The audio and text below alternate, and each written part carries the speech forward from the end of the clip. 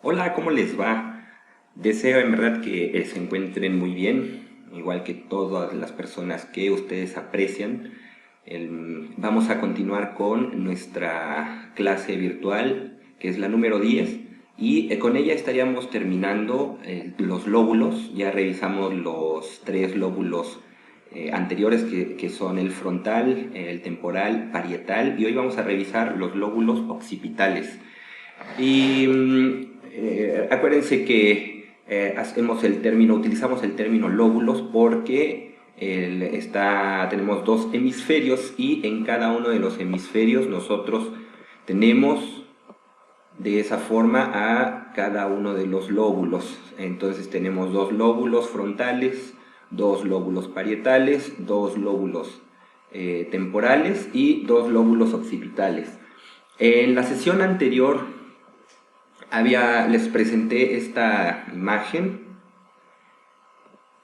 y en esta imagen es importante que nosotros identifiquemos así de manera general que tenemos principalmente áreas primarias en cada uno de sus elementos. Aquí la tenemos en el área visual, que es la que vamos a revisar ahora, pero recuerdan en la parte parietal que tenemos también el área sensitiva primaria, el área motora primaria también siendo parte ahí del lóbulo frontal, y tenemos también el área auditiva primaria en el lóbulo temporal, y también tenemos áreas de asociación, ¿verdad? Si es que nosotros recibimos primero la información en las áreas primarias y después estas están, si se fijan, muy cercanas, si pudiéramos decirlo geográficamente, anatómicamente, están muy próximas porque son enviadas después por conexiones información a esas áreas de asociación,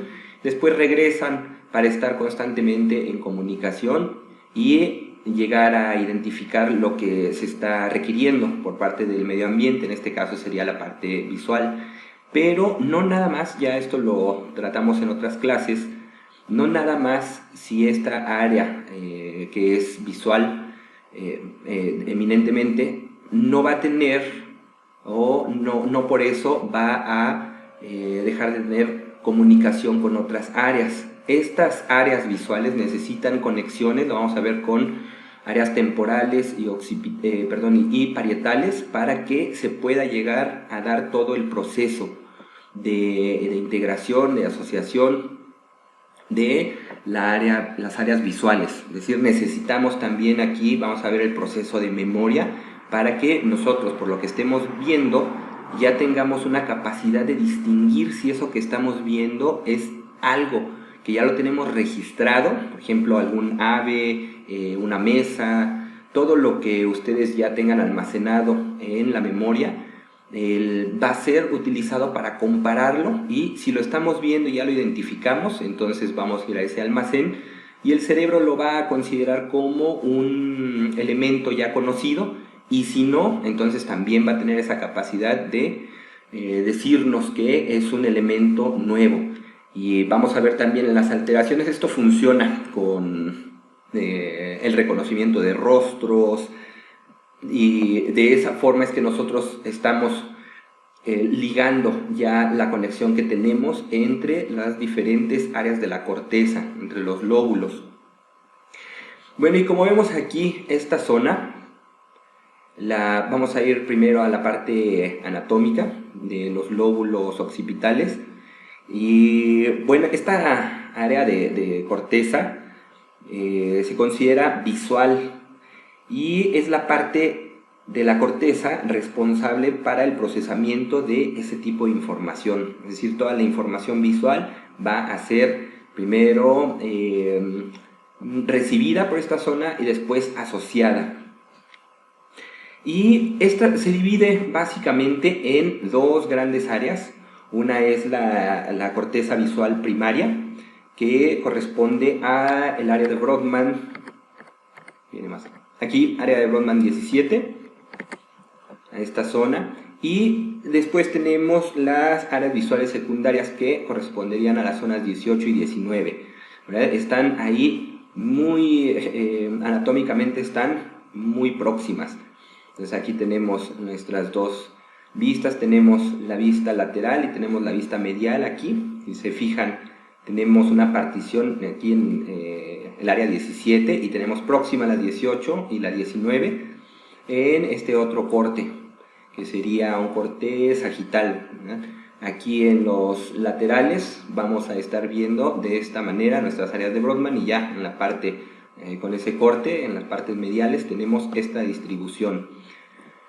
Y la corteza visual primaria también se le conoce como corteza estriada, y si nos vamos a la definición del término estriado, quiere decir como si estuviera rayado. Entonces imagínense que esta área, sus capas, están como si estuvieran así en líneas, como si estuvieran rayadas, y es la primera área cortical que va a recibir la información visual y realiza el primer procesamiento de esta.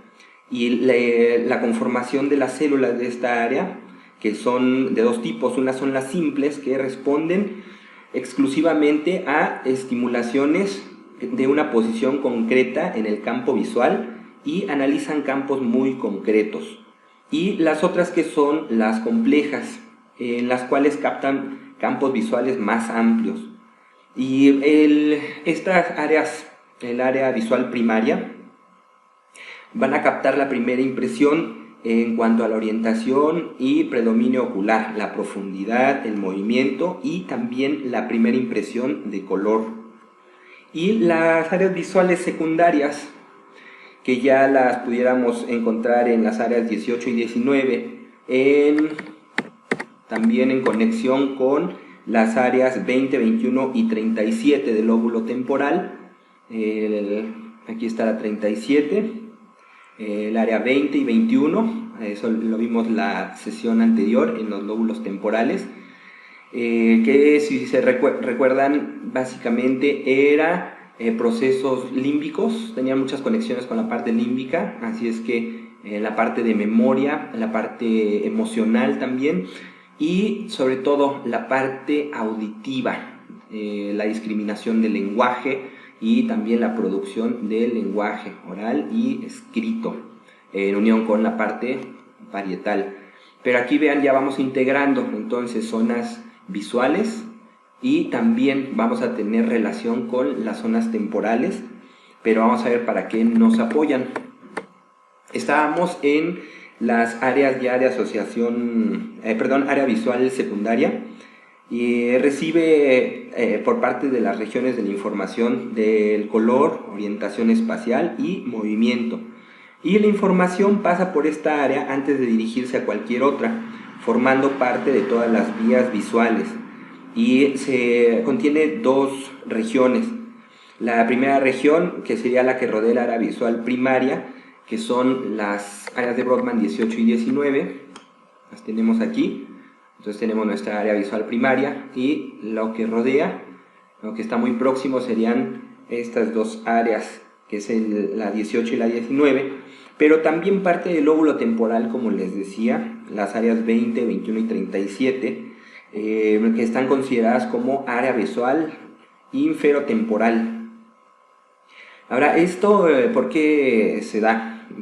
Esta corteza de asociación visual se encarga de relacionar la experiencia visual que estamos en este momento. Si ustedes están viendo algo, la van a relacionar con sus archivos, los archivos que ya tienen guardados, y van a hacer una comparación de si eso que están viendo ya lo tienen almacenado o es una información nueva.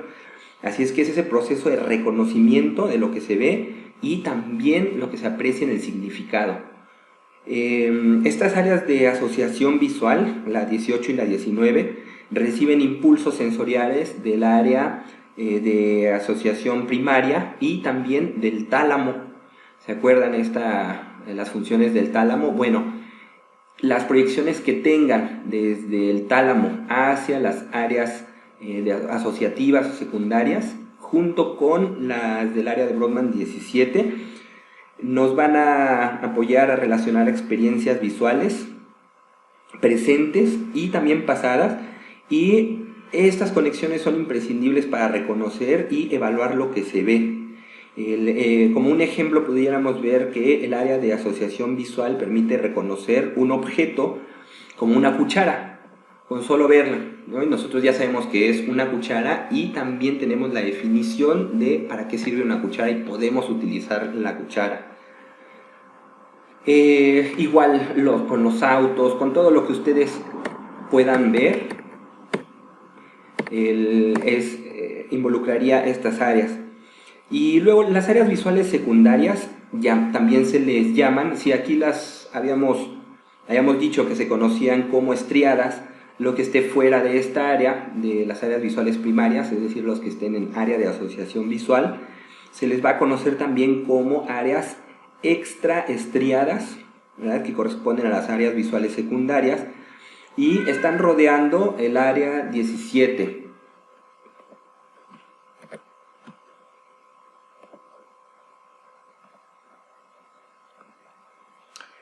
Bien, pues estábamos aquí en la parte, estábamos haciendo una revisión general de para qué nos sirven los lóbulos occipitales, cuál es su función, y anatómicamente los podemos encontrar que están limitados por los lóbulos temporales. Aquí están lóbulos temporales por su parte inferior y a los lóbulos parietales en su parte anterior. Entonces tenemos estos dos lóbulos que están delimitando a nuestros lóbulos occipitales. Si se fijan en área, es los lóbulos que tienen menor dimensión, pudieran ser los más pequeños de nuestro cerebro, y está marcado desde el lóbulo parietal en la superficie medial por el surco parietoccipital y la parte anterior de la fisura calcarina. Entonces aquí tenemos el surco parietoccipital, por aquí, y también tenemos aquí la fisura calcarina. Así es que tenemos nuestras delimitaciones para los lóbulos occipitales con estas dos fisuras, ¿verdad?, la parietoccipital y la calcarina. Aquí está. Estábamos también estaba mencionándoles que las áreas de secundarias, que pudiéramos nosotros nombrarlas como extraestriadas, se encuentran rodeando el área 17, que corresponderían a las áreas 18, ahí tendríamos nuestra área visual 2 y 3, y la 19, que se estarían el área visual 4 y 5. Aquí. Entonces tenemos área visual primaria, ¿no?, A1, y luego la área de visión 2 y 3 en el 18 y 4 y 5 en las áreas de Brodmann 19. Y estas vías secundarias reciben aferencias directas o indirectas del área visual primaria, pero también reciben información de los núcleos pulvinar y lateral posterior, que las actividades con que estos contribuyen van relacionadas con la idea de atender a algunos estímulos que son importantes mientras se desentiende a los otros, es decir, una capacidad selectiva. Y la principal función de esta zona extraestriada va a corresponder a la comprensión de los estímulos con su orientación y la fusión de estos provenientes de los distintos ojos. Estábamos nosotros entonces llevando este seguimiento inicial. Tenemos la vista, es decir, tenemos aquí nuestros ojos y conecta directamente hasta las áreas posteriores, el área posterior del lóbulo occipital, que sería la 17, y esa zona que es área visual primaria va a ser el primer eslabón en el análisis de una imagen visual por el cerebro. Y las neuronas que integran esta corteza visual primaria se caracterizan por una gran precisión de las conexiones, también están funcionalmente muy especializadas y también tienen una organización jerárquica. Hay una gran precisión espacial de las conexiones dentro del sistema visual que permite la existencia de una presentación retinotópica en la corteza visual primaria. Así es que cada punto, ¿esto qué significa? Que cada punto de la retina proyecta sobre un área específica de la corteza. Y las neuronas corticales, encargadas de analizar las características de cualquier imagen, situada en una zona concreta del campo visual, se organizan entre sí en una unidad funcional básica denominada hipercolumna. Y bueno, aquí está esta imagen, es muy ilustrativa porque tenemos nuestros ojos y de ahí tenemos la conexión hacia la corteza visual, que serían las áreas, los lóbulos occipitales. Recuerden que a nosotros nos interesa no cuando hay lesión en el ojo, que sería una alteración en el órgano del sentido, en este caso sería el ojo. Entonces, si hay una lesión en el ojo o una degeneración en el nervio óptico, no estaríamos nosotros, no sería área de interés para nuestro estudio, porque nosotros estamos trabajando con la regularidad y la alteración en el cerebro. Entonces, una persona, cuando hay alteración en el cerebro, entonces sí vamos a estar teniendo complicaciones, porque se conserva la vista, es decir, el órgano principal del sentido, que en este caso sería el ojo, con la retina y todo el aparato de la vista, se conserva, pero es en las áreas donde se recibe la información y donde se asocia, donde estaría el problema. Y ahí tenemos, vamos a verlo más adelante, un gran número de padecimientos. Así es que recuerden, si es un problema de inicio en el órgano sensorial, no sería materia para nosotros. Tiene que ser ya directamente cuando hay una regularidad o alteración en la función del cerebro, cuando ya estaríamos entrando a nuestro estudio. Pero ya hablando directamente de las complicaciones que puedan tener cuando hay lesiones en esta zona, nosotros vamos a encontrar trastornos diferentes. Por ejemplo, en la corteza visual primaria, que sería cuando hay lesión en estas áreas de Brodmann, en la 17, pueden darse, afectan las paredes de la parte posterior del surco calcarino y producen la pérdida de la vista en el campo visual opuesto. Es decir, se genera una hemianopsia homónima cruzada, que sería el término. Y de ahí, ¿cuáles son algunos padecimientos? Tenemos la cromatopsia cerebral, que se denomina también ceguera para el color.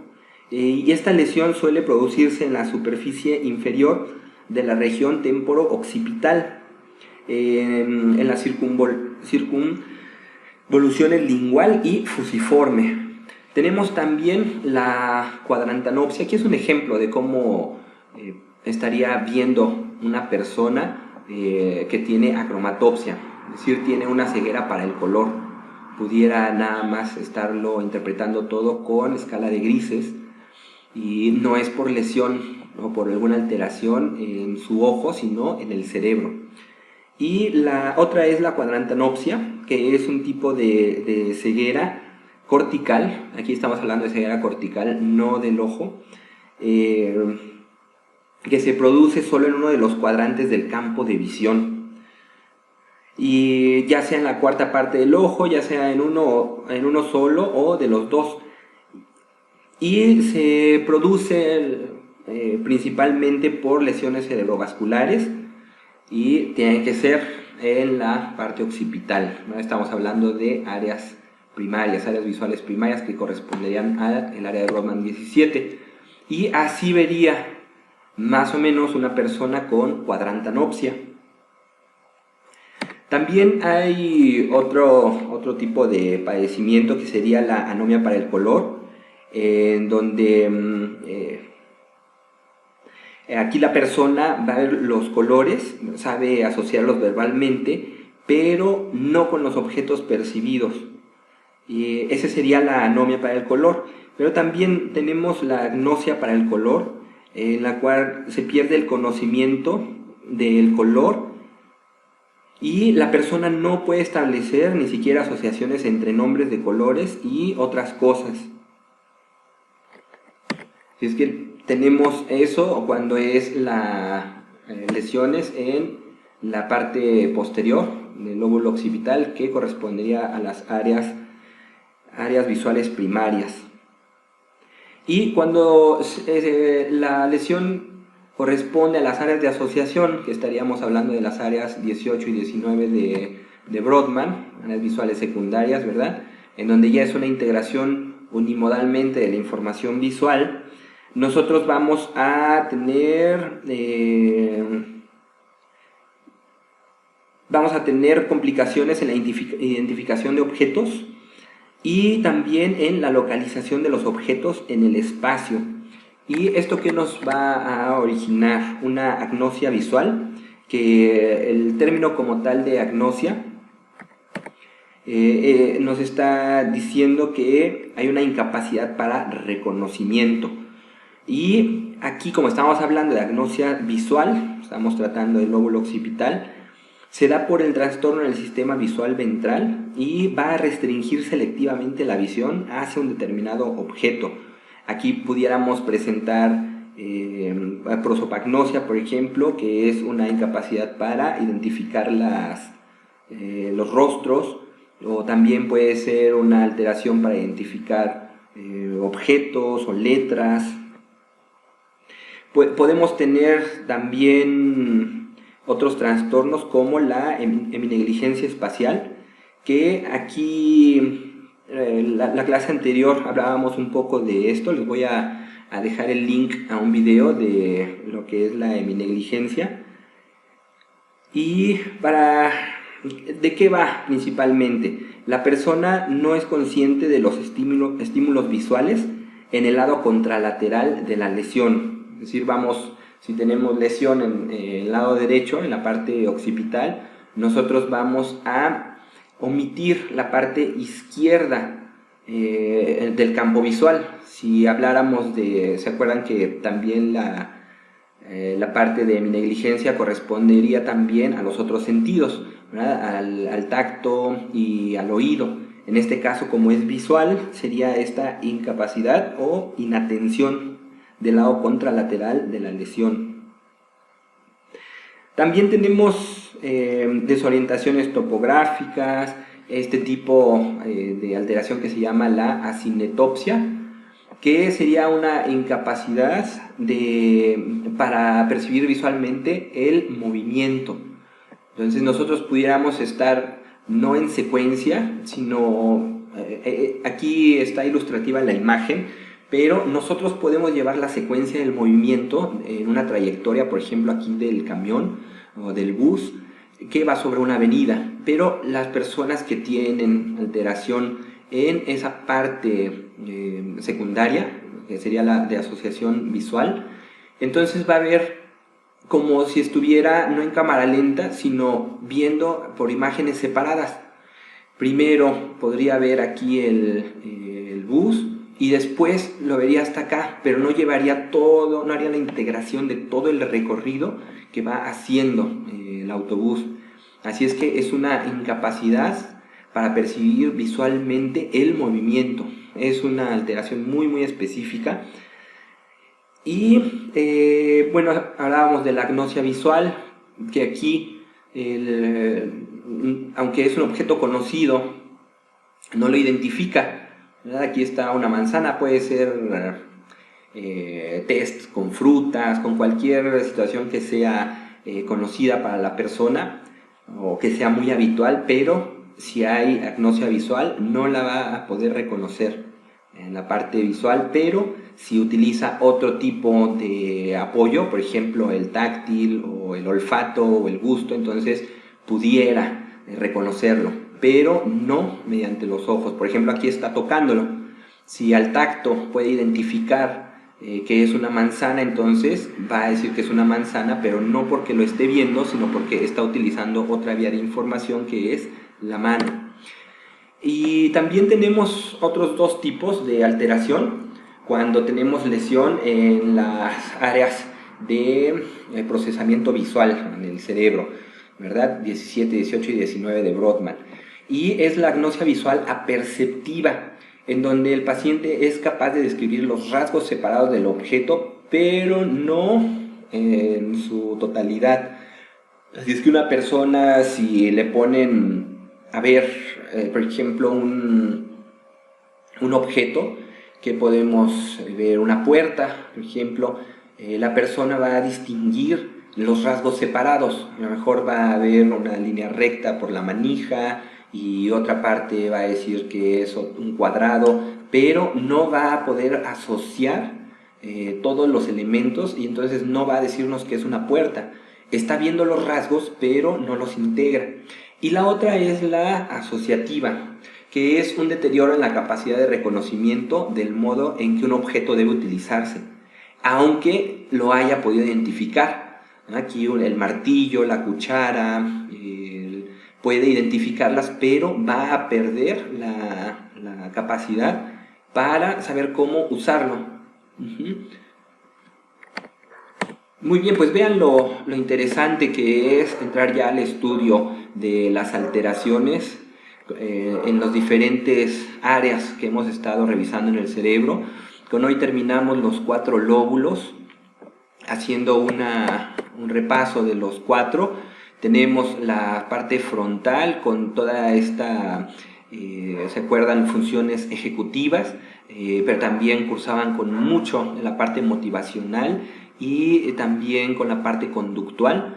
Los lóbulos parietales, que serían con una importancia para el movimiento y las cuestiones espaciales, pero también en conexión con el temporal, para el aprendizaje verbal, para el aprendizaje numérico también, dependiendo del lóbulo. Los lóbulos temporales, con esta gran habilidad que nos dan para discriminar el lenguaje, el idioma, y también sus conexiones con el sistema límbico, que nos van a dar la capacidad de recuerdo.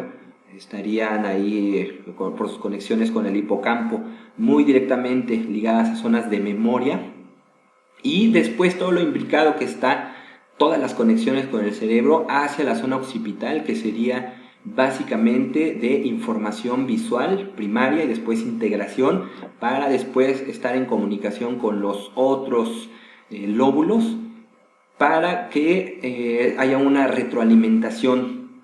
Recuerden que siempre estamos nosotros estimulando nuestro cerebro con con la parte externa, pero también interna. Todo lo que venga del exterior va a ser procesado por el cerebro y va a tratar de dar una respuesta.